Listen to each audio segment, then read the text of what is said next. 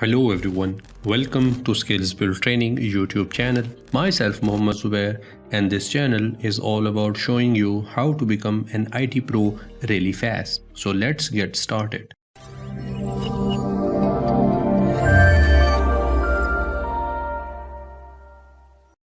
In today's video, we will be talking about ServiceNow tutorial for beginners.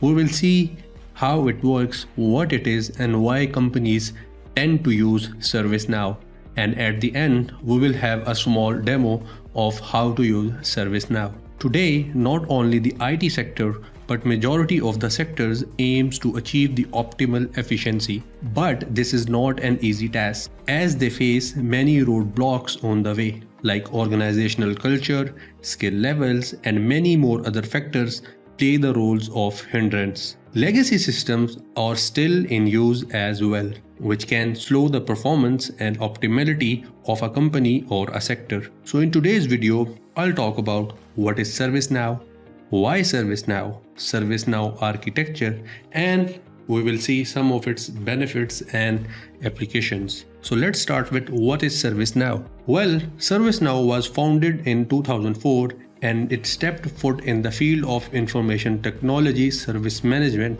and it started to give the tough competition to established players like IBM and HP. Today, it is not just limited to information technology service management, even though it still forms a major part of its resources, or you can say revenue from it. Now it has diversified into 5 other major services, which include security, customer service, IT, HR service delivery, and business applications. ServiceNow is an integrated cloud solution which combines all these services in a single system of record. And it is designed to provide service orientation for tasks, activities, and processes. I will show you at the end, when we will have a demo, that how it helps us to have our tasks, activities, and processes streamlined, and how we can share it within our organization or our company. Along with that, it offers the great flexibility, power, and dependability to achieve the goals and problem management. Moreover, it allows user to select their most comfortable support interface. Means you can edit the interface of ServiceNow as per your liking and as per your need as well. It even provides all the information to the technician to diagnose and repair issues while removing the dependencies. So for example, if you are working in a company and there are other people who are working too, and let's say you are working with a team of 10 people and you face some issue. So what will you do? You will just create a ticket, or you can say instance, on the ServiceNow, and you will share that instance with the relevant person of your team. So you do not have to go to that person and tell him about the problem or the incident individually. Now you can do all of that just by using the ServiceNow. So I will show you what I'm talking about when we will have a demo at the end of this video.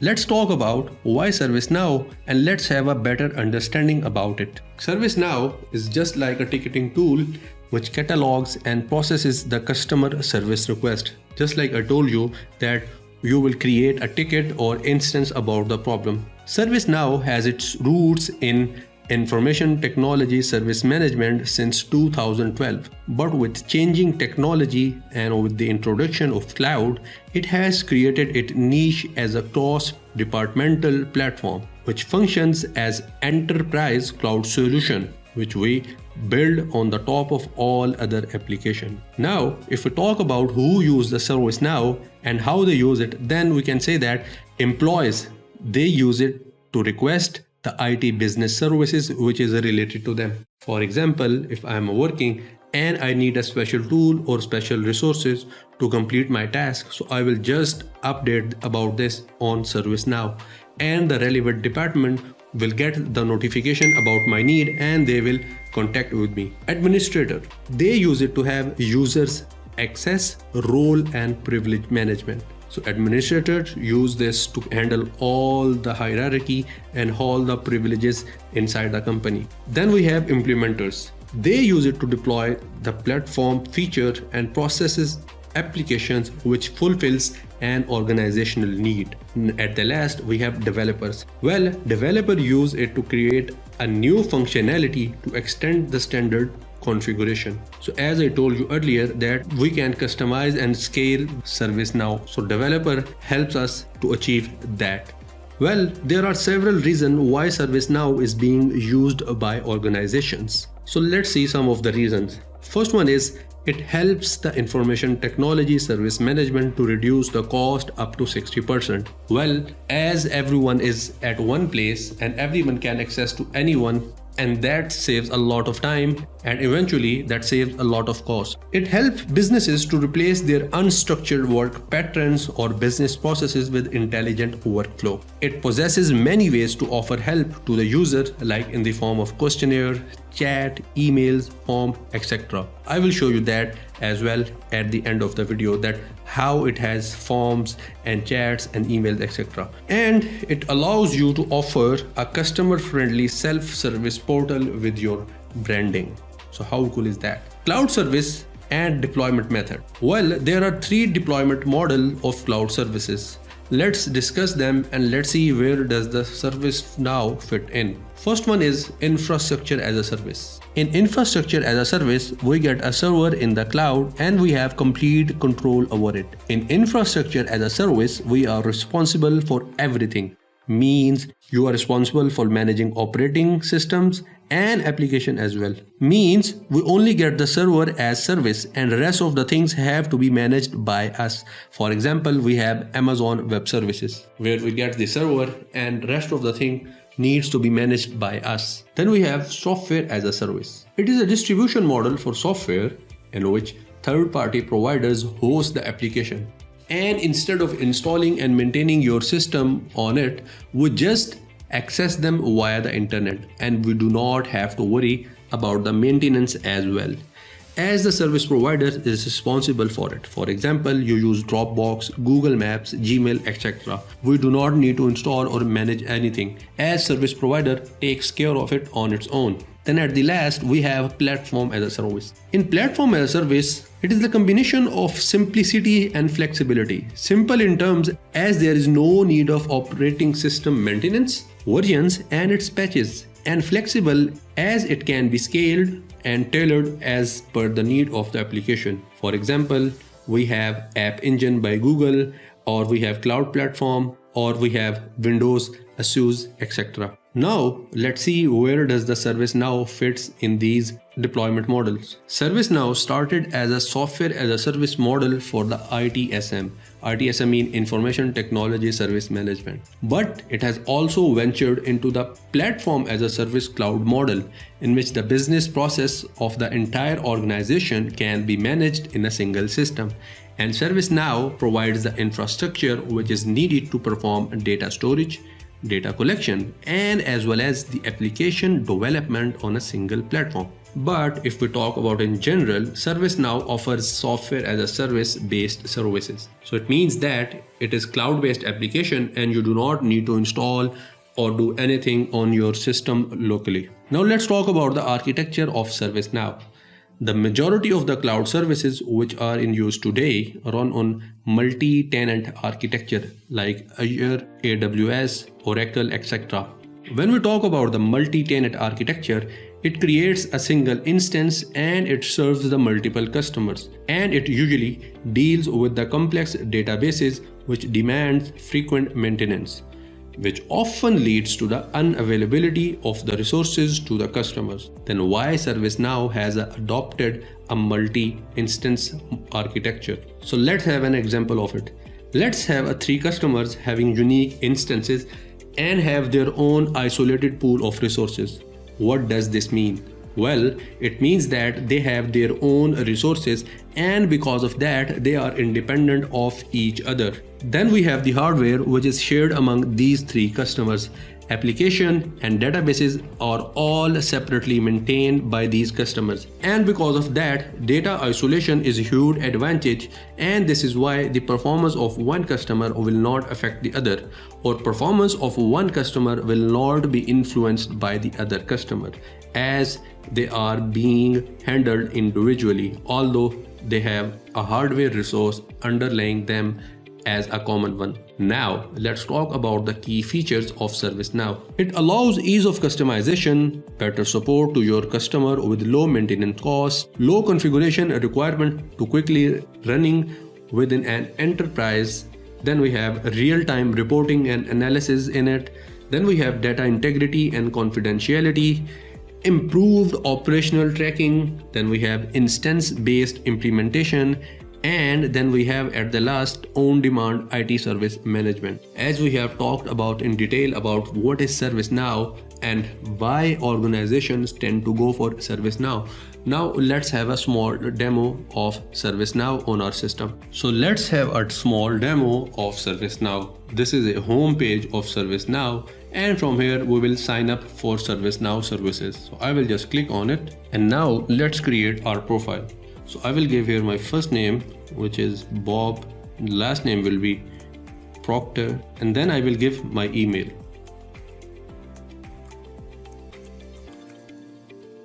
After that, I have to choose my password. So here is all the information which should be included in your password. So after that, I will confirm my password. Now I will write this text in my text field, which is YC64E. So now I will sign up for my ServiceNow. So just click on it. It says please check your email for a link to activate your account.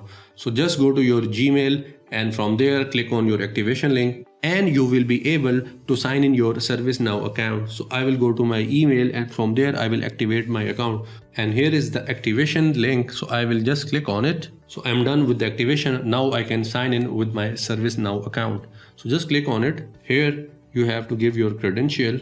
Now I will give my password here, and after that I will hit sign in or hit enter.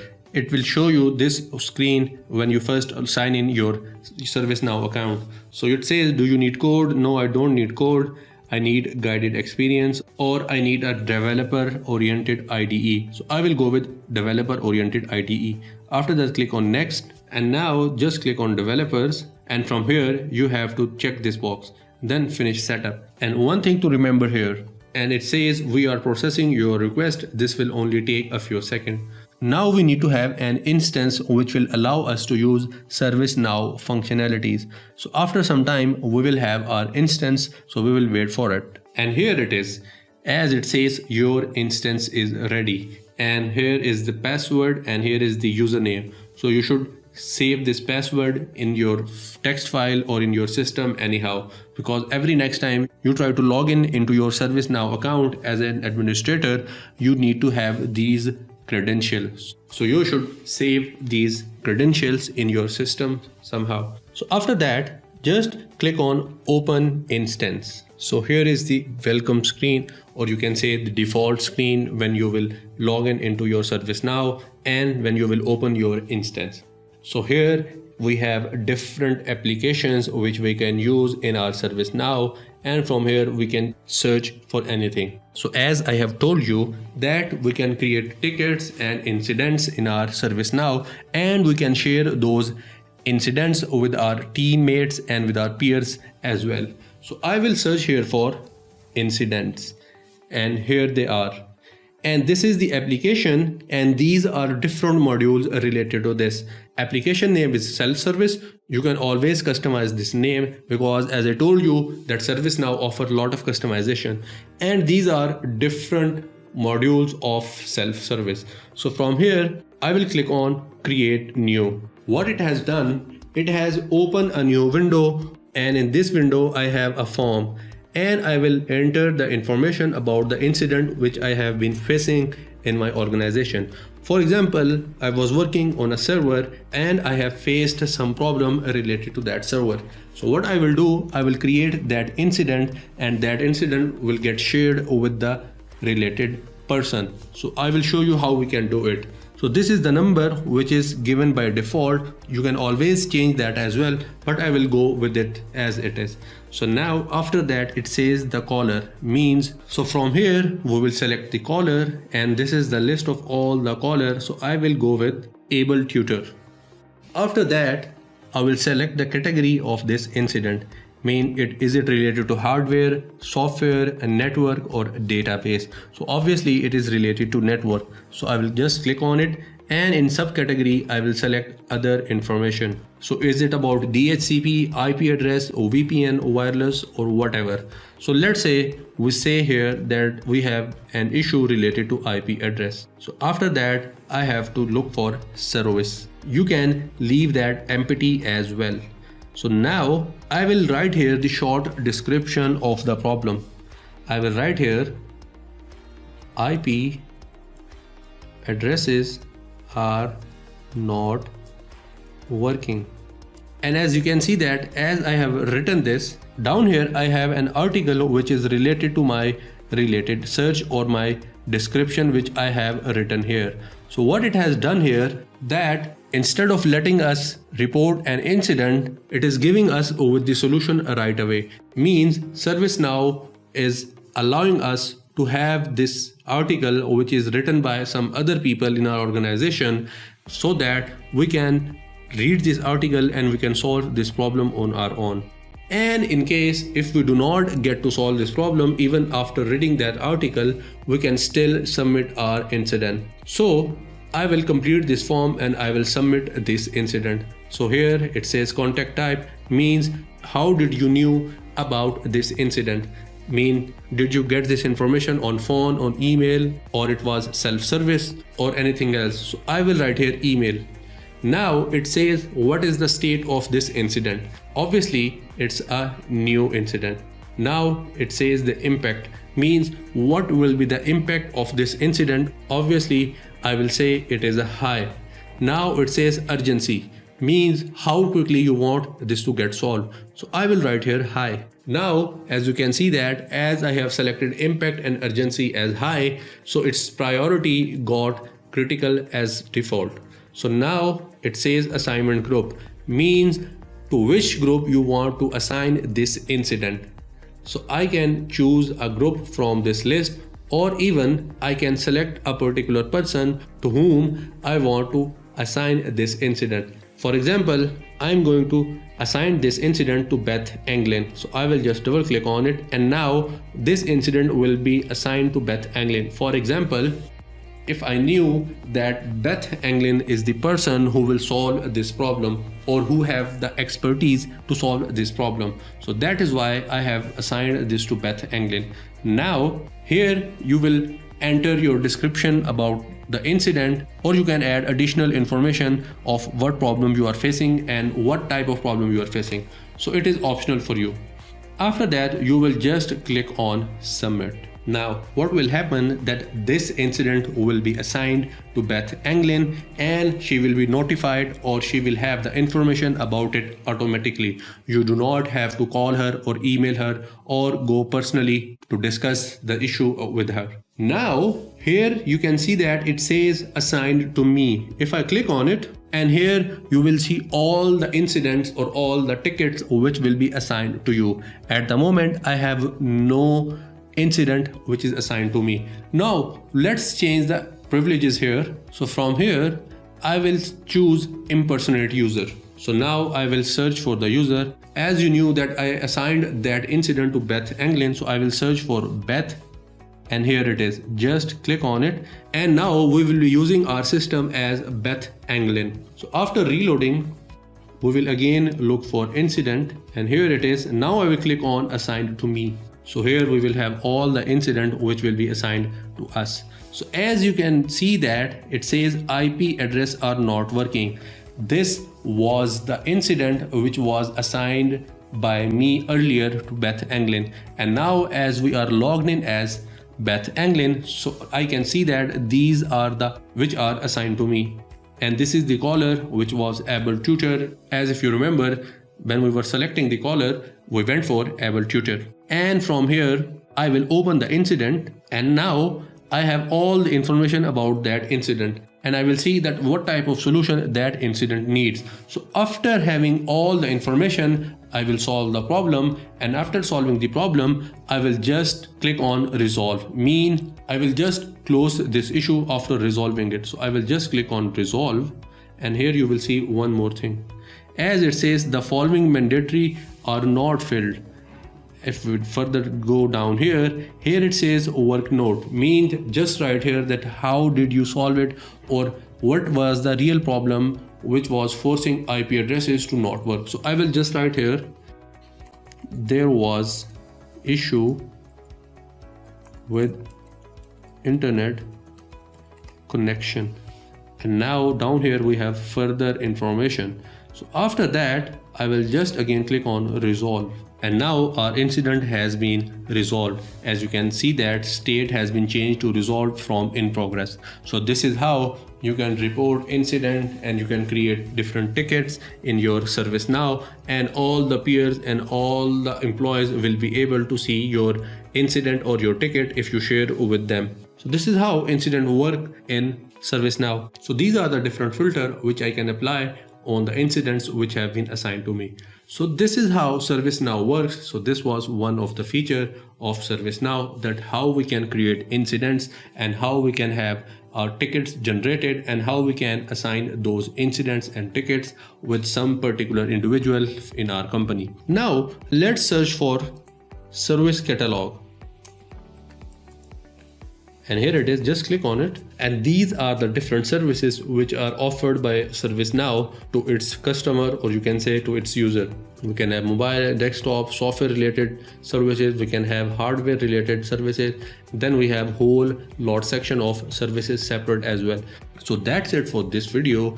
I hope now you have a better understanding of how ServiceNow works, what it is, how it is being so popular among the organizations, and how we can create an account on ServiceNow and have our instance, and after that we can perform different functionalities on it. So if you enjoy watching this video, please leave a like and subscribe to our channel, and if you have something to ask, please leave a comment below.